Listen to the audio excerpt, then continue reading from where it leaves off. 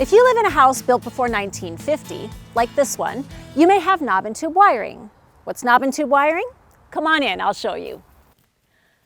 Hi, I'm Miriam Johnson, co-host of the TV series Home Time.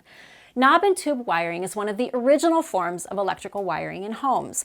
While it was considered cutting-edge technology in the early 1900s, today it's considered a fire hazard, and it's up there.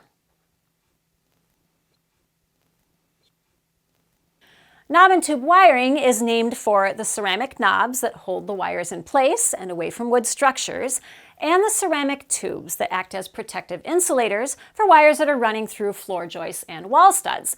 If it looks dangerous, it is. Let me show you. Now you can see on this display that one of the most common problems with knob and tube wiring is that the copper wire was insulated with rubber and then covered in a cloth sheath. When the wires were connected together, that was also covered in rubber. Now, over time, the rubber degrades and the wires can break, increasing the chance of arcing. Arcing is where electricity jumps from a wire to any other conductive surface, and it's considered a serious fire hazard. Another problem with knob and tube wiring is that there's only 2 wires. This means there's no ground wire in the system. The ground wire is important because that provides the quickest path to triggering the circuit breaker, which is responsible for protecting your home.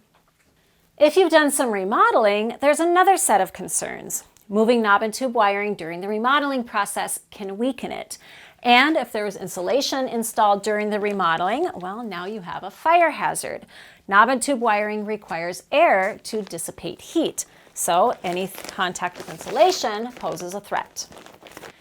If you have or think you may have knob and tube wiring in your home and you'd like a safety evaluation, give us a call. We'd be happy to help you out.